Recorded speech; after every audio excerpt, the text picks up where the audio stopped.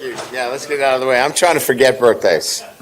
I'm on the road of forgetting them than trying to add them. In these weeks where we don't play on Saturdays, really just get out on the field. Today it's, as a coach, you love them because you get to go over all of the mistakes that you made in the passing game, the running game, clean those things up, which we got a chance to do that. Fundamentals, we got a lot of individual today. And then we got to scrimmage the young guys, that haven't played. So, as a coach, these are as good as they get because you don't have a game on the other end of it. So, good day today, and we'll do similar tomorrow. And then Thursday we'll weight train, and then we'll give them Friday, Saturday, and Sunday off. So they'll get 3 days off. And when I say off, it's really active recovery. So it's a mental and physical reset. But we have them doing things because you can't take 3 days off. I mean, there's no. All of a sudden, I'm just going to lay around and not do anything for 3 days. So it's just a reset mentally and physically. And a lot of our guys are local, so the training room will be open. The ability to come in here, get treatment. Some of the guys will have light workouts too. So that's kind of what the week looks like in a nutshell. And then it affords us the opportunity to use Monday, kind of as a bonus day as well. So that's kind of what's going on this week. What's going on in your world? Same. Cool. No days off. Of course not. Hey, Coach. There was a hit on Jaden Daniels in the second quarter that was called for targeting but rescinded. What makes this penalty so confusing? Well, there's kind of protocols there, right? I think, as I understand it, it's better to, administer, what would seem to be as a late hit or, roughing, and then let them slow it down and get it frame by frame to determine whether there's targeting in that situation. Because if you call targeting in that situation and it isn't targeting, then you lose the opportunity to have a unnecessary roughness call. So, look, I got my hands full coaching, okay? But it just seems to me that might be the way to go about administering it. Now, there's a supervisor of officials, and he's really smart and he knows what he's doing. But those are kind of the things that you're looking to see happen in those situations. And I think that's what happened the second time. The second time there was an unnecessary roughness call first, so you knew you were going to get the penalty there. And then if there was targeting, let them look at it and figure out whether there was targeting. We got a little time, and I was just wondering if you could kind of expunge on how your staff goes about making the defensive adjustments. Clearly, there's more work than, a halftime speech. So how much of that is prep work with the game plan and the scouting? And then how quickly does it get implemented, in the first, second quarter? Because they've done such a great job of making those adjustments. Well, we'll meet. I'll meet with Matt and the defensive staff. We'll talk about some things as he comes down. Remember now, he's about 2 minutes behind everybody because he's got to come out of the press box. So we'll have everybody together in the locker room, share some ideas, and then when Matt comes in, he's already kind of formulated some thoughts. We'll discuss those thoughts, and you got to imagine we don't have much time then to get with the team because I want to get them out of the locker room at about the 6-minute mark. Get them up, talk to them, get them in the tunnel, and get them on the field by 4. So all that needs to be done in a matter of minutes. we had some substantial adjustments that needed to be made. Sometimes you don't have quite as many. We had to do some things in coverage. They were hurting us, with some switch verticals. And Matt already had formulated in his mind as he was coming down from the box some things. He throws them off me. We have a conversation and he goes to work on it. So we're set up in pods in the locker room. So each position group's in pods. We've got whiteboards there. He gets on the whiteboard, puts up the adjustments. We go to work, and the guys digest it and did a really good job, and we go out and try to execute it. Hey, Coach, right here. An opportunity this week also presents itself on the recruiting trail for you and your staff. What are the goals, I guess, you have for an open date in terms of getting out and seeing high school players, and just what do you hope to get out of this week in that regard? Yeah, so we'll send out Coach Polian after practice today. He'll be the first one out. So we did all of our special teams today. So that allows him to get out and get the first run out because we're sending him, a little further out. And then tomorrow after practice, the staff is all out on the road. So we'll get everybody else out on the road. And so that gets us Wednesday, Thursday, and I want to get the staff heading back after Wednesday morning, where they touch base with a recruit Wednesday morning in an evaluation sense, so they can be back here for Friday night, so they can be with their families Friday and Saturday. What we're trying to accomplish essentially is get with our committed players as much as we can, and then our top 24. So this is a combination of 23s and 24s. Coach, right here. You've had success guarding mobile quarterbacks such as Anthony Richardson and Jackson Dart. How important is that now that you face a quarterback like Bryce Young?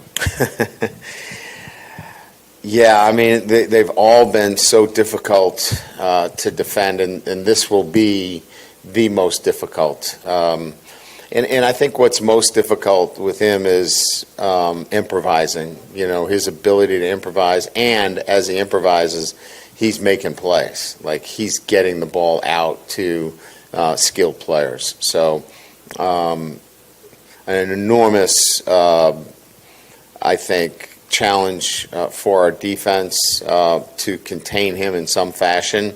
And maybe you even, have to look at, how do you slow him down a little bit, because he just is that good of a player.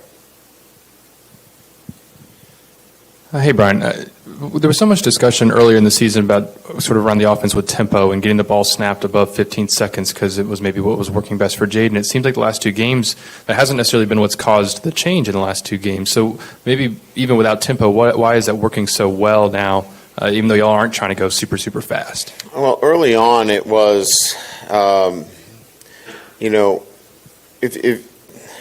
just to give you a perspective, when you go fast, things are they have to be simpler. The reads have to be much more singular because protections have to be one-dimensional because you don't have a chance to check everything. So you can imagine if you go fast, and especially teams that really go fast, you can't have a lot of different moving parts within that offensive scheme. So going fast, you can assume that these are not plays that you have to check. These are plays that are repeatable, if you will. And so that was part and parcel of the development of a quarterback that was learning the offense. Now that he is so much more comfortable within the structure of the offense, now you just don't have to go fast to go fast. He has a real good grasp of what we're doing, and now you can run the offense as a pace and change the pace as you've seen. We did that in terms of running the football and changing the pace that way, and that's really the way we want to run the offense. Hey, Coach, right up here. So the defense has allowed early touchdowns within the last 3 games, within the first 2 minutes in the Ole Miss, Florida, and Tennessee games. What can you kind of say about that pattern? And do you think it kind of served as a wake-up call for the defense early in the game? And how do you think you can kind of prevent that pattern continuing against Alabama? Yeah, So, yeah, it's one of those conversations we had in coordinators meeting. We went back and we went through the film again and again, and we did this as an exercise yesterday. We looked at all of those slow starts, and most of them are not physical, they're mental. We felt like physically, we were really ready to go. I think, we just have to get our guys locked in mentally early on, and it just seems like they play better as they get into the game, but we just have to get over that in some fashion. It's not the bus, it's not the food, it's not the bed they sleep in. It's just that they have to come at it with a different mindset, because it's really a lot of mental errors. It's not physical errors. Hey, Coach. I think people on the outside would look at the win-loss and think y'all are further ahead than maybe people thought in year one y'all might be at this point. Does that match kind of are y'all on pace with where you wanted in terms of kind of building the foundation and kind of learning new habits and all that stuff? Or kind of is that a reflection of that, or is there still work to be done there? Oh, there's a lot of work to be done there. Recruiting for us has just started. Like, this freshman class is the first class that we have gotten in the doors here, and we only had a few months to recruit it. So, our first true freshman class is coming up, and so, building your program is through recruiting as well. We're establishing habits, we're establishing a standard, we're establishing those things, but that takes time, and we're making great progress. These kids have done everything we've asked them to do, but we're still, obviously building this thing, and it's still going to take a while before we get to that point where, everybody is feeling like we have gotten the program to where it needs to be. Ryan, what were your thoughts on the fans rushing the field Saturday? I imagine that's not something you can... Yeah, I was really surprised. I didn't expect it. I was doing an interview, and the state police, grabbed me and said, "We got to go." And I was like, I didn't think the interview was that bad, And no, they were coming over the wall, and I just was surprised. It didn't appear to me that there was anything in my mind that this would be a game where we would storm the field. But hey, let's do more of it, I guess.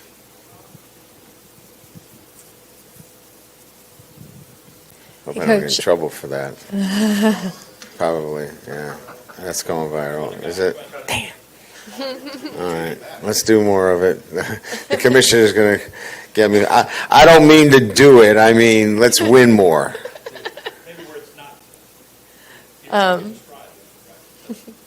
Thank you for correcting me.